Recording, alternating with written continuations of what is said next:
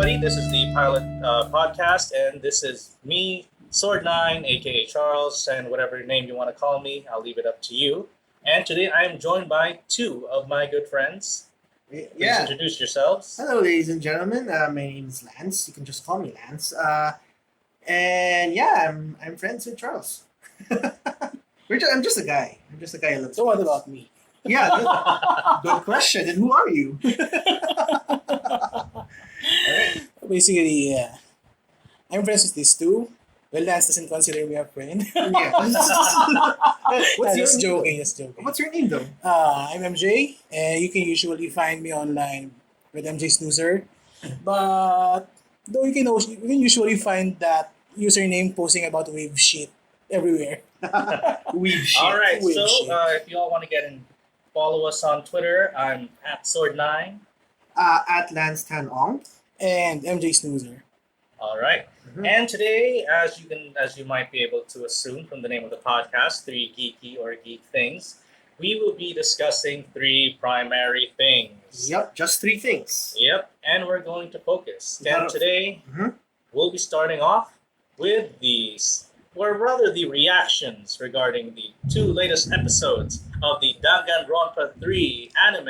Yep. Holy shit. Yep, and for those who aren't familiar, and you probably should stop listening at this point, Yes, there you- will be spoilers. Major Definitely. spoilers. major spoilers. Yeah. The Danganronpa 3 anime is basically the anime conclusion to the story arcs of the first two video games.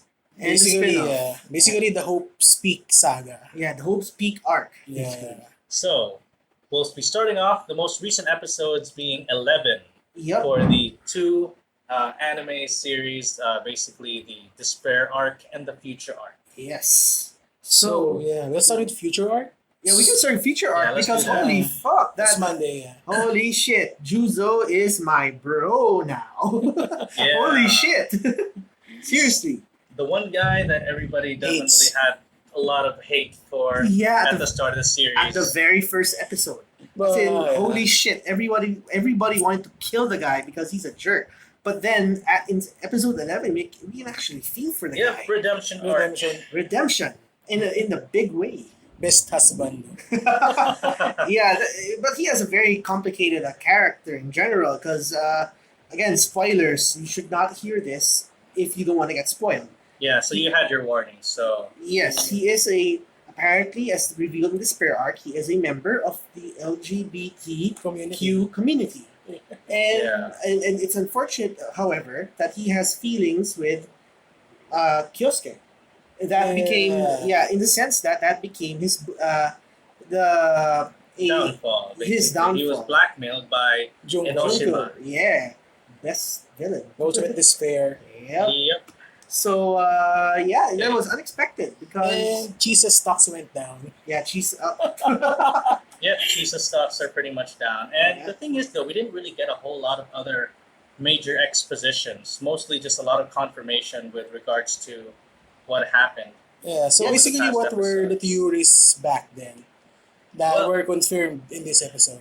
Well, Yeah. for one, that Juzo was gay for Munakata. yes. That's actually was a joke before. Yeah, it was actually a running Joke. gag, but little did we know that, it's Thanks, actually true. Tumblr.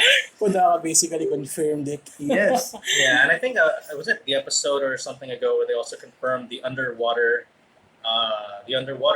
theory. Yeah, Yeah, Where the yeah. entire building was actually underwater. That was pretty much hinted in episode 1 when Daisaku Bandai was saying about the deer and the fish, something like that. I forgot. Yeah, but here's the question though.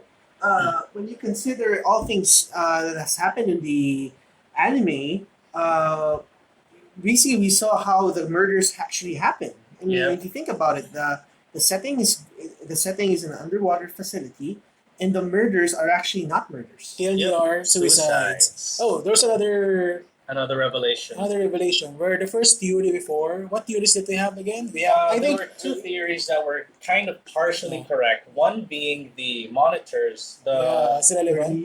The monitors were relevant, I think, but that was what was the exact theory about it? I can't quite remember. Basically, the monitor theory is the monitor is telling the killer Right. what's the Yeah, that's target the one for or mind controlling. Yeah. controlling.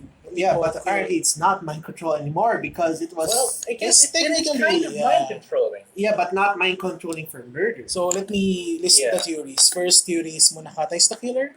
Yeah. Second theory that I gave down before is the corpse theory killer. Yeah, Since there's an episode in Despair where Junko is controlling the something like controlling the body of the regular student Yeah. against his will. And the third theory is the corpse theory. Since we've seen Yeah, how the dead the dead bodies bodies are kind of related. Well, the To one state, another, yeah. state of the dead body, like the drug girl, what's her name again? Psycho? Seiko Kimura being Seiko slammed in the Kimura. wall, and the guy that probably killed him is Great Gozu, which is a wrestler, so he can slam Seiko. Yeah. And then we have Ruruka that's mangled, so basically She could be killed by Seiko. Yeah, something like that. Yeah, Mhm. yeah. But it turns out that Great wasn't Gozu quite that the That wasn't the yeah. case. So first is the corpse theory was debunked. Munakata is the killer was debunked, Totally. and now it should be the suicide. Suicide. Yeah, I think there was a suicide theory that was brought up. I remember seeing that thread on Reddit actually. Yeah. So that we got the suicide part right, and then the mind control one got the monitor part right. Yes. So it wasn't so much that it was used to commit murder, but was to enforce suicide. Suicide. And those daggers were all hidden inside the monitors. So that was another big revelation from the episode, which was how the murders are actually being executed. Yeah, but it wasn't answered as who the mastermind is. Yep, that's still what we're gonna find out in hopefully the next episode. They're So- hinting Tengen, but Tengen should be dead by now, right? Tengen, actually, yeah. Let's discuss that theory. Let's have all the different theories now. All right. So we've established so far that the murders are quote unquote murders. You can't see me, but I'm holding up my fingers right Quotation now with a marks. quotation. Quotation marks. But they're actually suicides with pre-recorded messages. I think that's a very interesting thing because if you notice that Naegi actually noticed that, oh, hey, it's just a recording. Even though the Monokuma on display wasn't actually reacting to him specifically. It was actually just a recording. Yes. So whoever did this it actually does give credence that, what's his name? That Chairman Tengen could actually be the killer Mastermind. if he's already the mastermind, Yeah. even if he's dead, because all of these things are other recordings. Mhm. So the question is, what's the motivation? That's the thing that hasn't been quite clear yet. Yeah. Well, there were theories regarding the motivation. First thing is to cleanse the despairs, since pretty much they know that the despairs is infiltrating the Future Foundation. And another one is despair taking over the Future Foundation. So Basically, it's Hydra infiltrating Shield. Yeah. If you want a comparison. So basically, what he wanted to do was if we we'll just clean everybody out and hope that it works out for the best.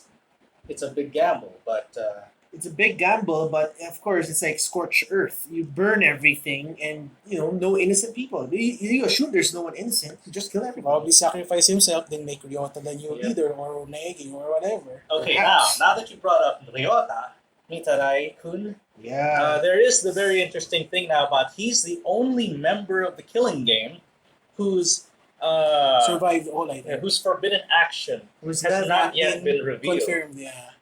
So that's another thing. What do you guys think his NG code could be? Oh, good question. I think his NG code could be not looking at The phone? Probably something to do with the phone, but probably don't look at the phone. Well, he's been I sorry, oh, sorry. looking at it. Oh, for a sorry, while sorry. Now, but he Don't I don't know? Maybe something to do with not receiving a message or something. Probably. There are actually some theories that I managed to get based on that. Mhm. Where the first one is probably related to Kyoko. Yes. The second one is probably related to women violence. Mhm. The third one is probably using the hope animation to save everyone. Since there was a theory back then, even we saw in the first episode that Ryota wants to talk to Tengen and he's holding his phone. So there's a theory that his phone might have contained the hope animation that will save everyone.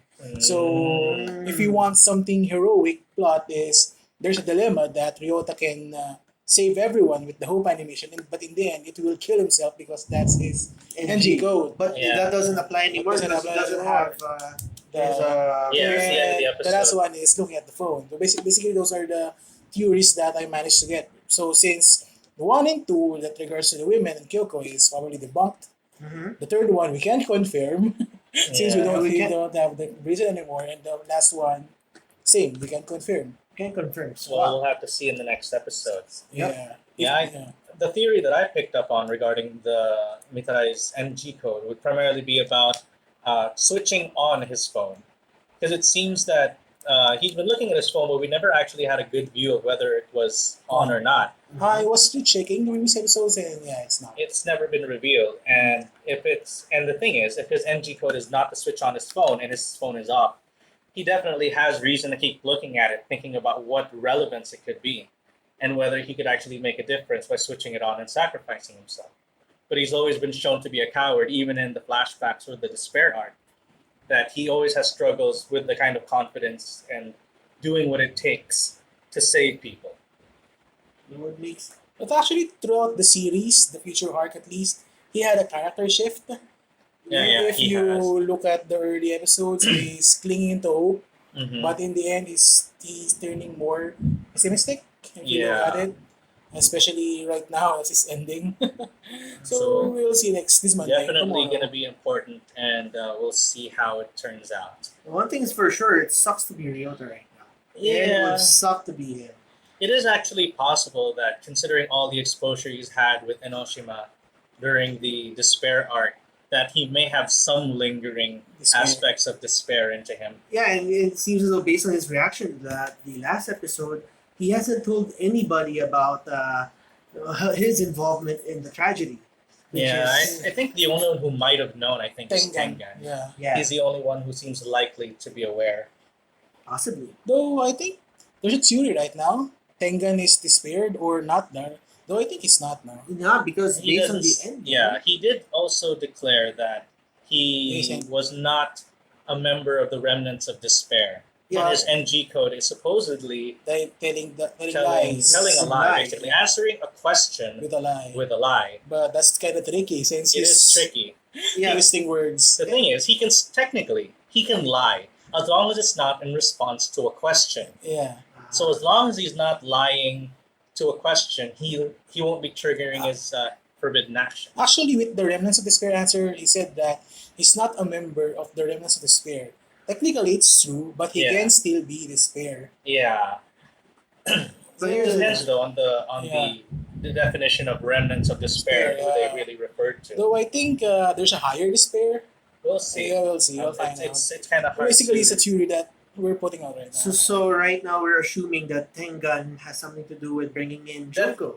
yeah. The thing is, definitely. Oh wait, what was that one? I mean, you know, you see, I mean, The theory. yeah, you have a Tengan who is pretty much the big boss of Peak. Hopes, yeah. Yeah. And I mean, it would be weird that he did not know about Junko. I mean, he's a guy that pretty He's part much, of the board. Huh? He's Sorry? part of the board. Yeah. of Yes, course. he's part of the board, and pretty much he's an ass kicker as you've seen before. Yeah. So he could pretty much destroy anybody. So what is it? It's so weird that he seems to be out of the loop when he's the guy that's supposed to know everything. I mean, Junko just got into school. Yeah, but here's the thing though about Junko getting into the school. It's really hard to say because Junko, at least as far as we can tell, hasn't had any track record prior to Hope's Peak Academy. The only one who might have some form of track record of things like that would be actually Mukuro. Mukuro, if yeah. anyone. He's actually very known. She's a known mercenary. Yes. Part of Fenrir. Mm-hmm. Yeah. So Fenrir, yeah. Fenrir. Yeah, that would make So sense. the thing is, though, that aside, I don't really think they would have any reason to believe that Junko Enoshima would have any inclination for that type of chaos or that type of destruction. That's true. So I wouldn't say that it would be weird for her to get into Hope's Peak Academy, Through normal channels. yeah, through normal channels. I mean, she just gets enrolled. And the thing is, she was already enrolled as the Ultimate super high analyst. school level. No, not even an analyst. She was in there for the fashionista, Yeah, but, right? She was but in there her- as a fashion goddess. but even then, that's probably just a lie as well. Regardless, that's how she got in. That's what she's known for. She wouldn't be scouted for that if she didn't have such talents. True, I suppose. So it's kind of really hard to count out the fact that she could have just gotten into the school through normal merits. And it also depends on who exactly recruited her. Yeah, it was said that he was recommended by the board. She was recommended by the yeah, board. yeah, yeah. So, So probably one of the boards probably despaired or something Possibly. like that. That seems more plausible because remember Enoshima's plans have been very low key No, up until the Hope's Peak. no, yeah. So it's possible that she may have planned ahead and started the slow climb and slowly getting her way into Hope's Peak Because if I recall, without notice. there's an episode where Monakata and Juzo was talking about Junko, and the records say that Junko was recommended by the board, and it's not recommended by the scouter, Yeah. Kizakura. Kizakura. So yeah, they're probably recommended by the guy that she was torturing in the early episodes. Possibly. The one that Probably. she had tortured with curry. yeah, Yeah. fucking. That was. So I didn't have how curry for a about while after her, that. Oh, God. her ultimate analyst background? It's possible that she is, as you know how, what's his name? Uh, what's Hajime's? Izuru's, A regular Izuru, student. the Reserve Kamakura, course. right? Kamakura as There's if I recall, there's a middle school and middle school and high school. Yeah. Yes. Now the thing is though, if we remember that, what do you call that? Hajime's transformation into Izuru Kamakura is serving as the ultimate hope, and he's also infused with the talents of other ultimates yeah. students. It's also possible that Junko Enoshima, as the embodiment of, as the ultimate despair, also has the ultimate talents of other students, of other, Probably- not really artificially, but at least Partial. partial. With, couples with her ultimate analyst skill. Mhm. But I think it's verified right now that her main skill is ultimate analysis. That is actually quite possible that ultimate analyst is her primary ability, and everything else is primarily just a result of her analyzing other skills, as you said. Yeah. Alright. So yeah. Okay, so Moving on. yeah, I think we can. That's enough for all the Danganronpa How about the future stuff for arc? now. For the future, all right? No, Despair arc. Despair I'm sorry, arc. Despair arc. Yeah, The you can do spark. it quick. Yeah, I think Despair arc. There wasn't really a whole It lot. was Oh, everything that There's the big theory that was confirmed. Which Uh-huh. one? Where Izuru Kamakura Yes, has was a hand with involved the Chiaki with the AI. Chiaki AI. Well, right. the first theory was Izuru was a double agent, and Mhm. she created the AI. But I think right now, what was confirmed is at least he has a hand in the making very it. much. Chiaki AI, Yeah, in and making he it. pretty much just did it as For- his own mental, thought exercises to see which is more unpredictable. And he's bored. Yeah, hope or despair. It's actually touching that ending. And you have to go back to that scene from an earlier episode of Future Arc where Makoto and Izuru met. And that was an important point because we didn't know what happened afterwards. Hmm. Because if you think about it, Izuru could have, fucked up Makoto right then and there and killed him. But something happened, and we don't know what it is. Maybe that part will be revealed tomorrow, in the next episode or in the finale. Yep. Hope side. And actually, it's very interesting. One of the more interesting things that I had actually noticed as well in the Despair arc was when they introduced the barricading of Hope's Peak Academy, Yeah. and they actually showed how Enoshima really did have her suspicions very early on With Makoto. with Makoto, with Naegi-kun. For how good she is in analyzing, she could. She could not. Yeah, she really couldn't. It's And really, if you've actually read a number of the short novels that came along with, I think Danganronpa 1, yeah. about Naegi's worst day ever, Yeah. and how his unbelievably bad luck turns unbelievably good. Yeah. Yeah. It's the reverse of Nagito. Nagito, his luck turns everyone to Yeah, bad luck. unfortunately, into Yeah. bad luck. Yeah, but for him, it's like he has bad luck as well in Makoto sometimes, but then he eventually Ultimately, it's good luck. gets very good luck. Mm. Yeah, it's more like good luck leading to bad luck leading to good luck. And then for Nagito, it's more of the Good luck. good luck Turns turning bad bad luck for For everyone. other everyone else. But she did say though that that Naegi's luck was not on the same level as Nagito, because Nagito's luck level is off the roof. Yes. But yeah, otherwise it was a good way to end Despair arc Yeah. because it was gonna happen. It did close all of the. It did close it in such a way where we know what's gonna happen next, Yeah. Yes. and So, it kind of ties in pretty close to the Danganronpa 1 anime and in game. game, more importantly, the game, the anime Yeah. sucks. But yeah, I mean, if the purpose is just a prequel of sorts, Yeah, it did its job well, well. it's a job. So kudos to them.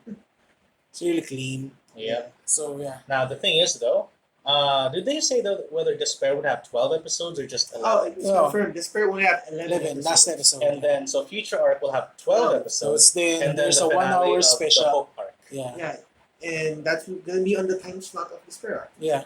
All right. So it looks good.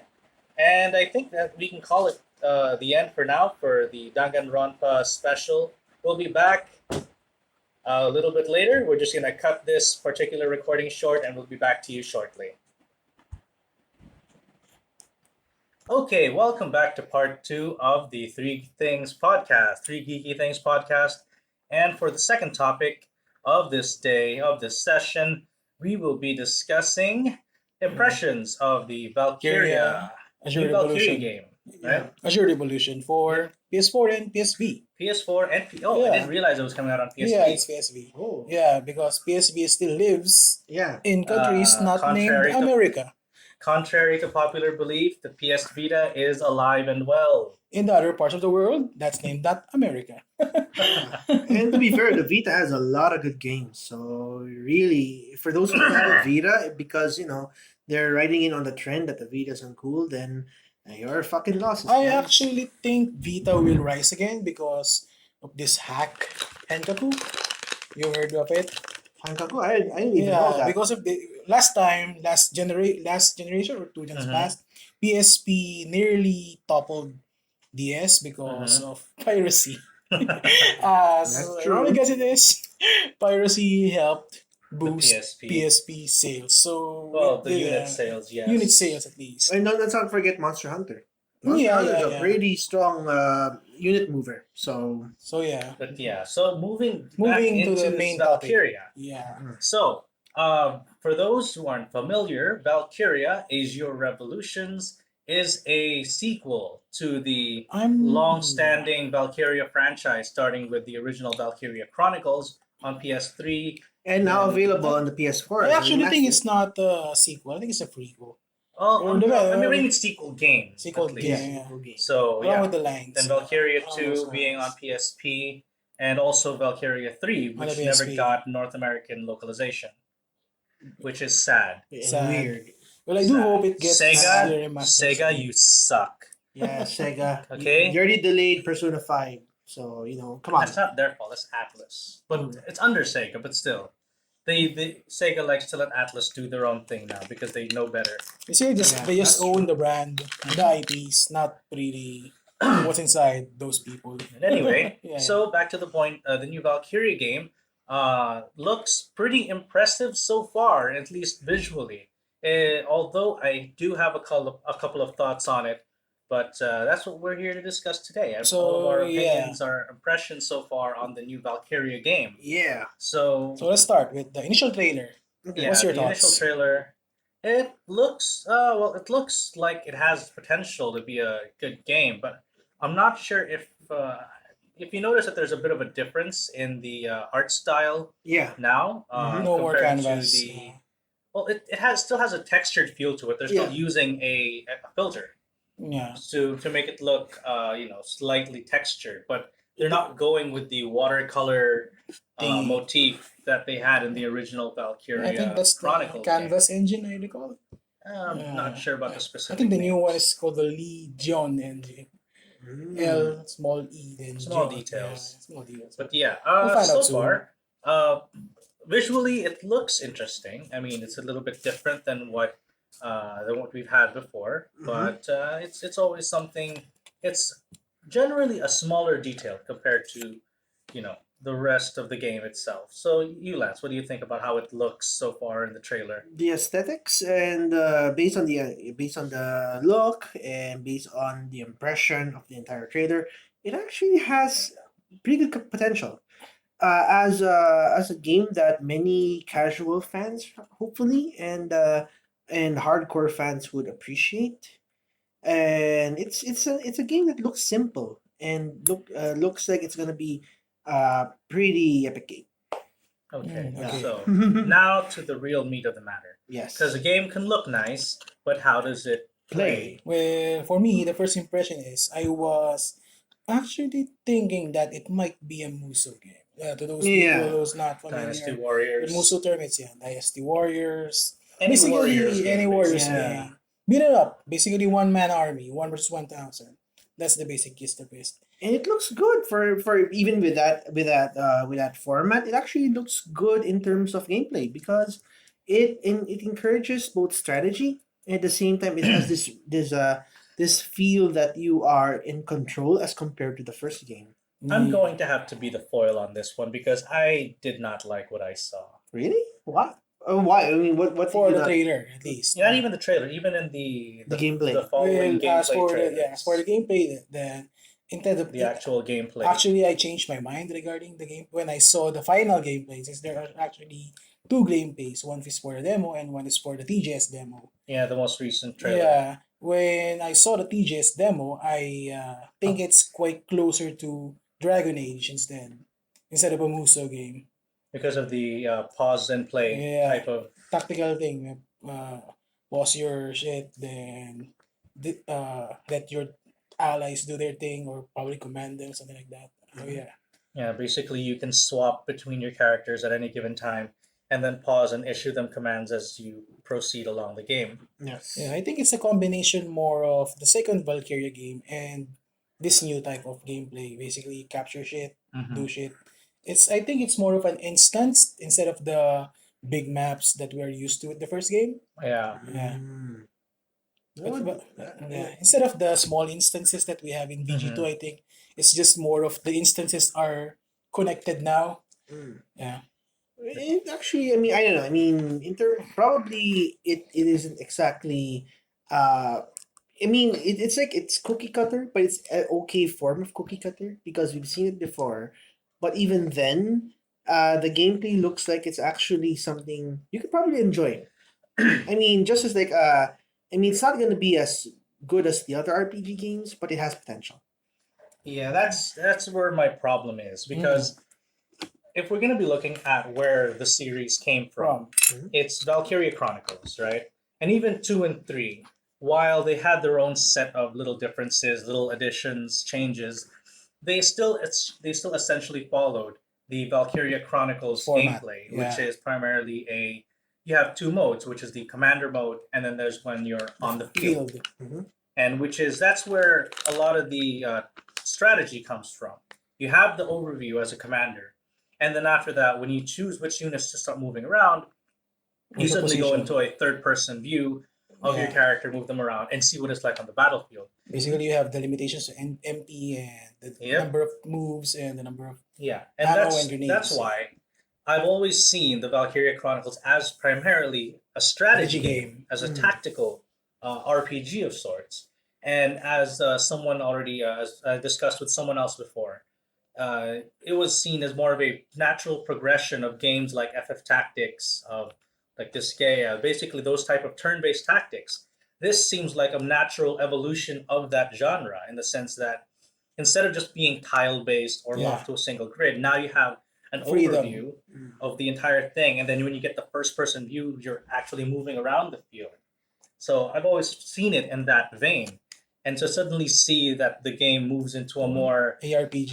ARPG style gameplay, that's where I'm starting to think. I can't quite sure if I can still see this as the same kind of Valkyria. Valkyria game that was introduced to me all those years ago Yeah. on the PS3. So I think they're actually dropping the Senjo no Valkyria trademark for this one. From if I recall, they're calling this Kakume. Yeah. Still part of the Valkyria, Valkyria universe. But I think this will be probably taking it a different direction if it does indeed get sequels or whatever. Yeah, and I think one of the other things I kind of had some issues with is the emphasis on swordplay. Basically, switching of It's swords. basically the action part of the ARPG. Yeah, because the thing is, it kind of what do you call that? Actually, when I start thinking about the older Valkyria games, it kind of reminds me as well of like some of the other Warhammer games Yes. on the PSP, or Especially even the other ones where you have the line of sight, you are moving in through the There's terrain. actually a newer one that's similar to Valkyria. I'm not sure if you played it. Mordheim. It's I in don't the think I have. Warhammer universe, but it plays like Valkyria. You should try it. It's I on the should PC. probably go pick it up and Yeah. get my fix of what I've always thought Wanted. was a Valkyria. Yeah, game. look for it. Mordheim. so basically there's a problem now of of fans of longtime fans feeling betrayed by this new format. Mhm. Is that going to be? Do you It's think? not so much it's a betrayal, but I Yeah. just feel that it's a deviation from the form. From the original. Yeah, because that's the thing. Like for example, with Final Fantasy, ever since Final Fantasy X, the format of the gameplay has drastically changed over the years, and those changes, like for example, FF10 and FF12, they're received well, and because they had a good gameplay and good story. But then you move on to 13, and it deviated even further I and change the whole way they do the story mode. And yeah, you have fans up at arms. Yeah, but the thing is, I think it's a different it's a different circumstance. Whereas in Final Fantasy, the focus has always been the way of telling the story and the way that, and it's always going to be an RPG generally, even if it's not necessarily turn based. Mhm. But the fact is that it was never Final Fantasy was never necessarily focused on the gameplay itself. Yeah. Yeah, It's more like each installment is one of its on its own. Yeah. Yeah. Whereas or at least the initial Valkyria games, The first Valkyria's trilogy 1, at 2, and least. 3, the Yeah. first trilogy, they were all strategy games. yes. And suddenly, where you shift into this new game, where you can't even really call it a strategy game anymore. Yeah. Mhm. It's So, ARPG now. It's really more ARPG than anything. So that's where it's not so much that I wouldn't really say that it's a bad thing, I guess, for the series, but it was not exactly what I was expecting when I first thought, oh, it's a new Valkyria game. But isn't it supposed to be sometime? I don't know. Maybe to your point, you're correct on that assessment. But then maybe it would be a good way of saying, maybe the strategy format isn't working for a while. So I mean, it's working, but it needs to evolve. And maybe this It is the doesn't even solution. seem like an Yeah, evolution. it's not really an It's not even evolution. an evolution of the strategy. It's like Because you're going around. It's an action RPG. Yeah, but did we don't know how the entire game's gonna look like. They all the gameplay demo that we've seen is Yeah. you capture a Here's- base. yeah, You just but capture a base by you Destroy all the enemies, troops yeah. around the area. Here's Yeah. the thing with Mhm. TGS demos. Mhm. TGS demos are usually final. They're not Oh. Western developers. Oh, Western okay. developers just show videos in the E3. Ah, The thing okay. with Japanese developers, TGS demo, this is kind of final, Mm-hmm. and this is what you will expect. That's what I like about TGS. JP developers and TGS. Oh, and TGS, by the way, is the Tokyo Game Show, which is pretty much the equivalent of E3 in the United States. and Gamescom. Yeah, Yes. basically the big events So where yeah, developers showcase their that's the thing, though. Yeah. I mean, if you're going to be having just capturing bases by going up and approaching them, and then beating the living shit out of whoever's there, and then you capture the point. There's very little room for strategy beyond the how do I beat these guys. And the thing is, even in the gameplay that they've shown there, it's just you walk up to the guy, you trigger your area skill, you wipe out as many guys as you Yeah. can. It does seem like, as MJ mentioned earlier, it is almost like a Muso type game, or at least in terms of how it might look. Basically, it's a limited. And then so- with a pause functionality when you're using your abilities. Mm-hmm. So that takes a lot of the strategy out of it. Where in Valkyria, the original Valkyria trilogy, it was very tactical, and especially with the permadeath that comes along with it, yeah. where you're like, oh man, he just got shot down. He's dead. He's gone forever. Yeah. I And- think it may still have some tactical thing, especially since you played Dragon Age Origins, right? Yeah, Yeah, since but it doesn't. unit positioning is still Mhm. key at least. So I think it may still apply, It might still especially have. there are huge boss battles in this game. Mhm. As you see in the trailer, they're fighting a huge octopus or a crab Something, thing. Yeah. So yeah, I think positioning is still key, Mhm. and skill placement and unit placement is still probably Yeah, the thing. it just seemed very what do you call that? Actually, I wouldn't even compare it to the original Dragon Age Origins. Mm. I would actually compare it more to the recent Dragon Age games, Inquisitions and the two. Inquisition and maybe 2, Yeah. where it's much more frantic and action, like fast paced, So and where it's less deliberate tactical action. so there's not going to be this kind of divide. I mean, that's going to be the concern eventually. I mean, Basically, the more you yeah. change, Yeah.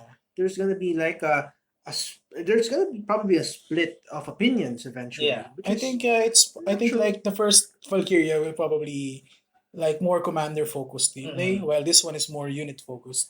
Basically, Mm. it's like you're a sergeant and you control a handful of people Mhm. instead of the other one that you control an army. Yes. I Yeah, think that will because be the difference that's between always each one of the other. things I enjoyed with the previous Valkyria games. You have like troop of A soldiers, unit, like 12, yeah. 13 12, 13 troops, and then you have a certain area to capture. And then you have different avenues for taking care of it. So you Yeah. move your units across the field in different Take tactical teams. positions or yeah. Then you Mm. can draw in someone from a distance. Then when they come in, they fall into a trap that you set with another character. Mm. So you basically pull them into your line of fire. Those kind of strategies were things that I have been enjoying. Yeah. And I enjoy the progression from one to two, not in terms of story, because two story was absolute Stupid. bullshit and just dumb. Basically military in school. Yeah, basically Shit. military school with more anime tropes than you can ever find anywhere else. I You have your really dumbass main yeah. character, the super cool guy side who's always bickering with He's the fucking mean guy, and then there's the girl, and then there's the that little girl. I girl. really hate it when series go into school. Yeah, the troops are there. It's just gonna That's the meta that I really But I don't did like. love though the progression that they had with With the the gameplay and mechanics, the with the mechanics, gameplay, the way yeah. the character progression works, the The classes, trees, and then you can change class from scout to something else. sniper, or to Yeah. a hybrid assault. Yep. Mm-hmm. So you have that path, and then with as many troops as you have in your class of military students, that definitely gives you a lot of avenue for customization and setting up teams the way that you want them to, and then playing the games in Ah, such a way yeah, that suits your actually, play yeah. style. In the first one, I think the likes and dislikes is actually pretty relevant, but in two, it's pretty important, right? Which one? The likes and Ah, yeah, the dislikes, likes and dislikes. in which this guy Yeah. hates dark sense, Mm-hmm. so instant Yeah, negative debuffs yeah, and shit. penalties. In two, it's more important instead Yeah, of for the first one, like it's pretty relevant, right? Yeah, yeah, that's the other big gameplay change in one and two.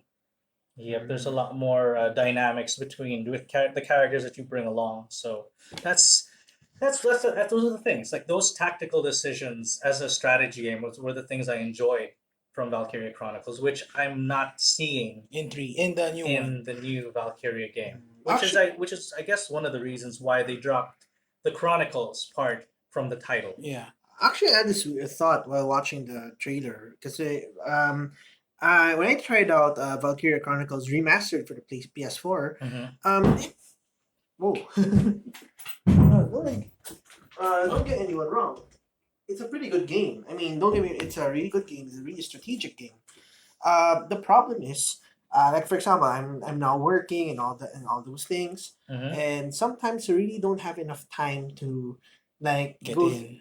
get into it because of all the strategy Mm-hmm. involved. And sometimes when you make a mistake, sometimes you Yeah. have to go back and reload a previous save, so you just continue playing that game. Yeah. And, Ah, yeah. The missions are actually long in the Yeah, the first missions game. are long and they can be difficult, yes, yes. especially the Ladder desert. ones. Yeah, yeah. Desert yeah. stages are. Which is it's a good thing. Don't get me wrong. As a tactical game, it's very good.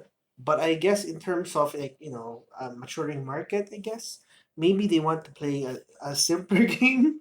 Although it has I mean it has certain elements, but they want to make it more actiony, simpler, The, probably. the So adult dilemma. You have yes. more money, but you have no Yeah, time. but I don't think it's a problem so much with the gameplay itself. But yeah, it's well, if that's what they want to do, then Yeah, I don't know. I mean, like it has I a don't. Vita anyway, so Yeah, Yeah, I can I bring just it don't on. think that it's something that if you wanted to do a game like that, then you don't necessarily have to use the Valkyria Moniker. Yes. name. I mean, it's like Konami and Metal Gear Solid Metal Gear suddenly Rising. going Metal Gear Survive. They could have just done a zombie game if Yeah. they really wanted to, Just but fun. now they have How about Rising? Rising. That's a mixed bag. I like Rising. I think this is probably like Rising. Yeah, It's but kind of- Rising is a continuity thing. It continues the story. Yeah, it's still connected to the story, but the gameplay is Yeah. drastically But- different from yeah, the but first But because the it's core point Raiden. though is it's focusing on Raiden now. Yeah, so it's really not surprising. He can pretty much kick Yeah, I think anyone's ass. that's what I we think say. that's a similar Same similar what saying. vein. The Azure Revolution is a new. I think it's the same continent, but there are new sets of people, new sets of government, new sets of country. Well, the first one is in Galia, Yeah. and yeah, His focus is there. So basically, I think it's similar to Rising. Yes. Yeah, I just hope that they don't abandon the Chronicles series altogether because I feel that we need more I really should. variance. I really should get into the third game. We need more variance in terms of the kind of genres that we're playing. Because if we notice now, if we look at the market, there's a lot of shooters and there's a lot of action RPGs, games. Or yeah, not even not action. necessarily action So- RPGs necessarily. Yeah. Action games in general. Call of Duty. There's a Call of Duty game every year. There's a Eh, Battlefield game. there's a Battlefield or a varying version of it, like the Star Wars last year. Battlefront. Hardline. Yeah. So yeah, you don't have those standards, like standard just- games, There's a lot of what do you call that? the cash cow kind of games.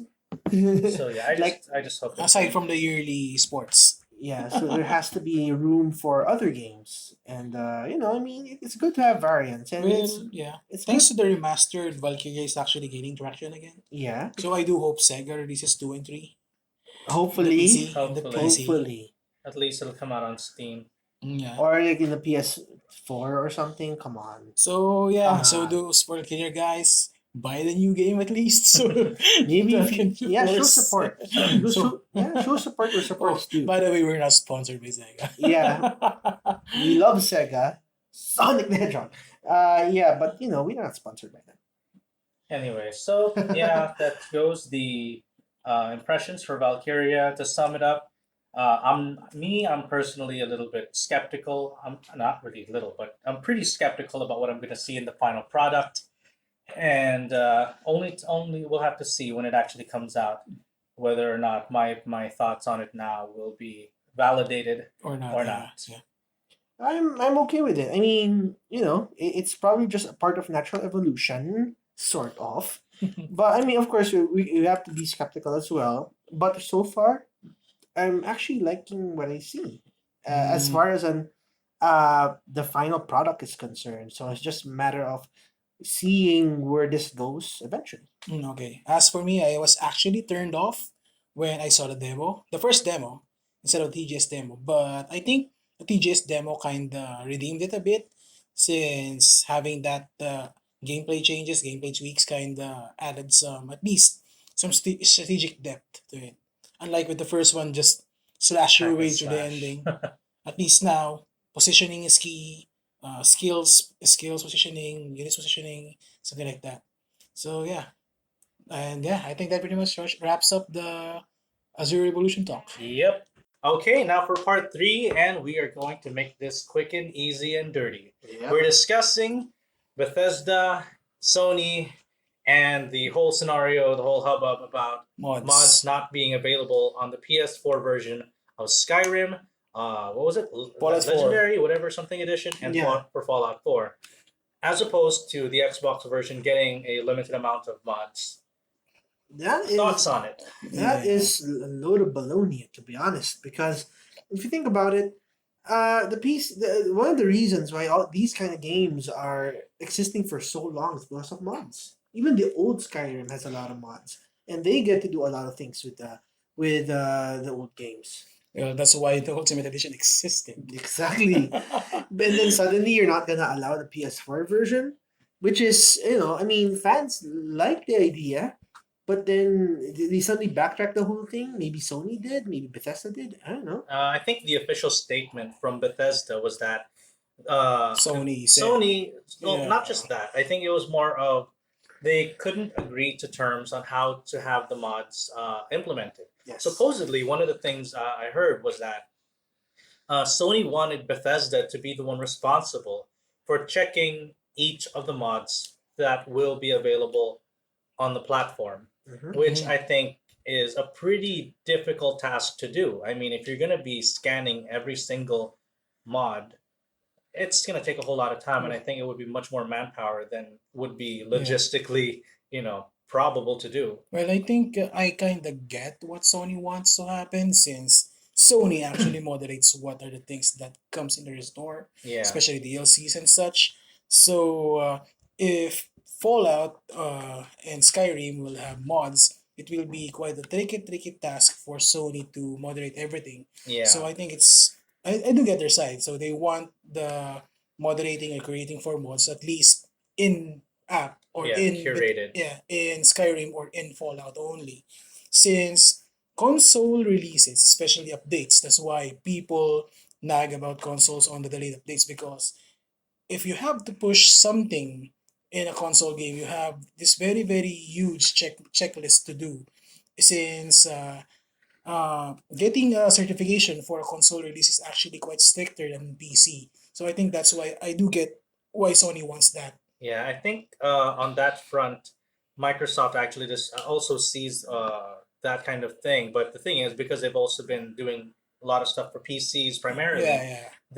I think they decided to go on the side of, okay, let's just let them have it. While Sony being a more traditional Console. console, and they have actually exerted a lot more control over a lot of their properties. You can see that Yeah, actually. yeah. So they're erring on the side of caution because I think it wouldn't be the first time that we see all sorts of crazy mods that come up, and some of them actually with really questionable Content. content. Yeah. And I don't just mean, like, oh, titties everywhere. I mean, things like copyrighted material that belong to other people suddenly appearing. Yeah, I remember And that happened in Steam as well. Yes. I think that was a slightly different thing where they had discussions about the paid mods, Yeah, yeah. right? It was like mods, oh, it can be monetized. But the thing is, again, the difficulty in curating and moderating such large amounts of content, Yeah. that, Be and really then hard. double checking which ones really belong to who, what make sure it's doesn't have any other copyrighted content, etc., is a pretty monumental task. So yeah, I think MJ's point and the whole Sony thing does have a point as well with regards to, okay, they would prefer to err on the side of caution, whereas Mhm. Microsoft is a bit, I think, bolder in Yeah. taking that risk to allow mods to exist. Though I think how would Bethesda How does it work? yeah, how It's does it Yeah, work? currently, because I think it already happens on Xbox One.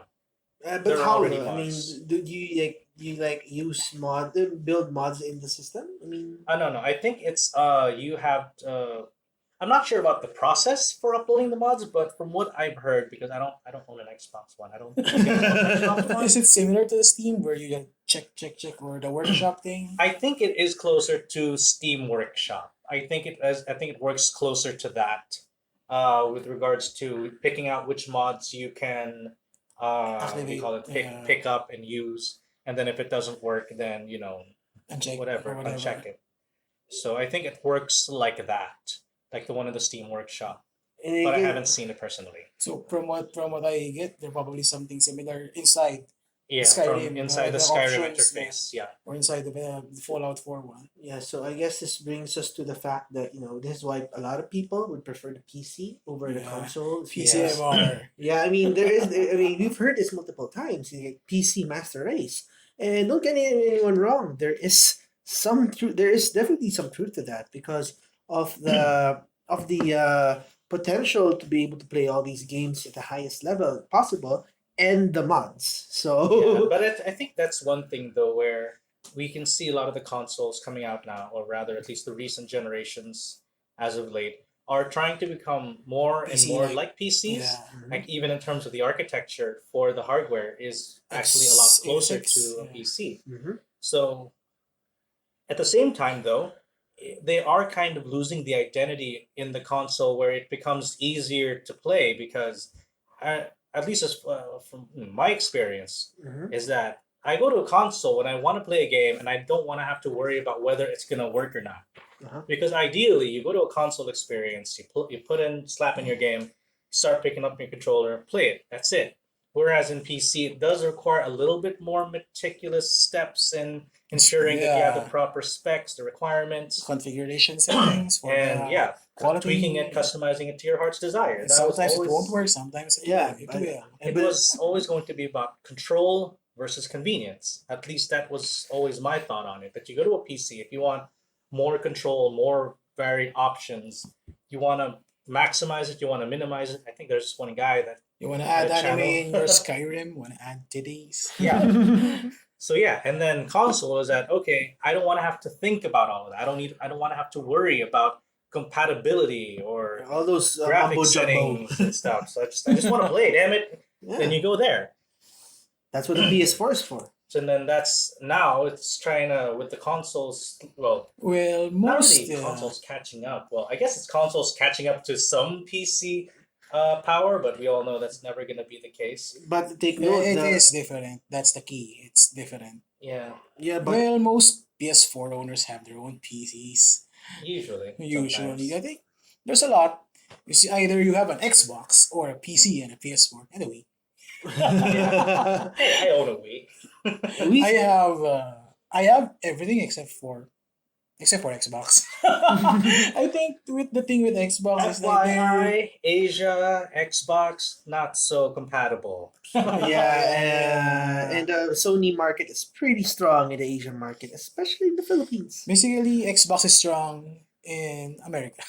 Yeah, Just you, America. you know, Primarily. yeah, I mean Mountain Dew, Doritos, Xbox, blah blah blah blah. Shut up, Diva. Anyway, so back to the topic though for the mods on PS4. Do you see this as something that will be that Microsoft will be taking advantage of in the future? Do you think that they'll be allowing more mods on their platform? Since we've already seen that Sony is definitely on the fence about it and has decided not to make that jump. They're probably heckle Sony about it. Yeah. But do you think I see what this you did will? But do you think that this will be something that Microsoft will be a little bit less shy about? That's the Yeah. thing. Yeah, that's the thing with Xbox One. They're with that. They're actually, I think it's a negative for them, since they're actually taking off Xbox One's value. So why do you need an Xbox One when you have a PC in the first place? Yeah, and remember, the Xbox ever since its first Yeah. reveal, Oh right, especially As a- right now that Xbox Live is on PC as well, so you can play your Xbox One games in your PC.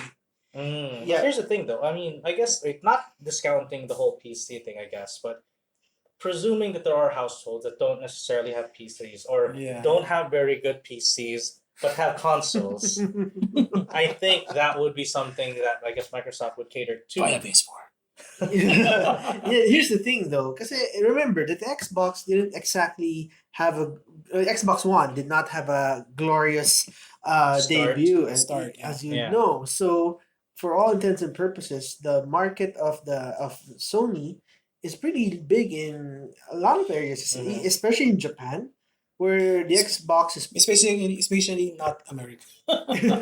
yeah, but remember in Japan the sales of the Xbox isn't exactly as Big. actually They- It barely existed. it they give barely up. exists. They give up.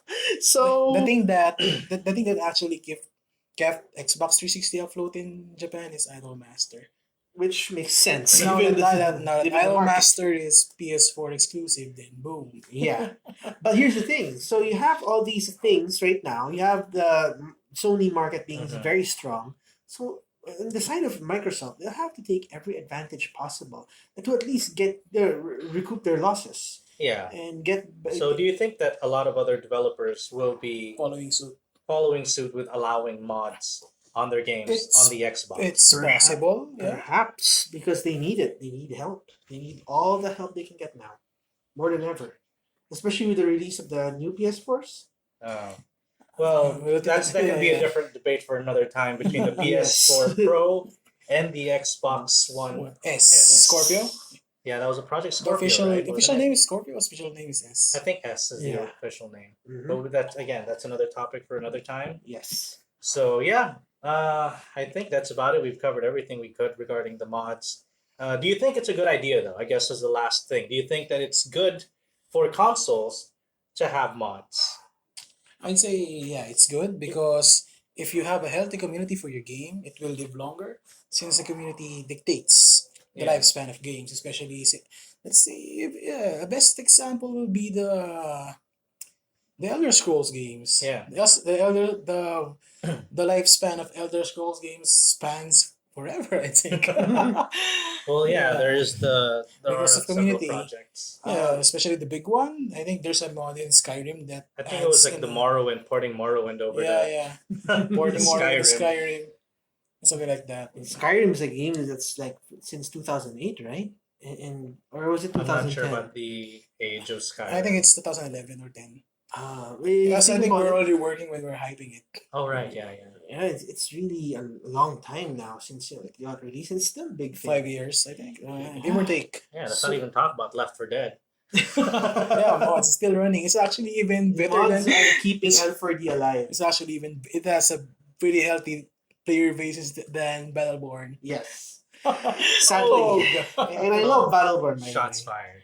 Anyways, yeah, it's a good idea for consoles to have mod accessibility because as Steam system proved, when you have a healthy community, as MJ said, if you have a healthy community, you can guarantee yourself a long lasting Product. Yeah, basically, and that's what a lot of fans really ask for. I mean, look at GTA 5. Yeah. You know, I mean, look at all All the the crazy stunts and things they do. yes, they have a great community. Mm-hmm. As long as you have a great community. as long as you have a healthy, engaging community, I think that's something developers would consider in making their game. All right. Thanks, guys, for your time. And we're going to end the podcast here. So, any final words before we head off? So this is 3GP, Yeah, 3GP, 3GT, 3GT, 3GT. 3GT. 3 Geeks podcast. Yep, we'll figure it It's out. like three geeky things, right? 3 Geek Come on, Things. guys, we'll figure this out later. Next thing you know, we'll be 3DG. calling yourself 3 Greeks. All right, good night, guys. Good night, Thanks. guys. Bye bye. Bye bye.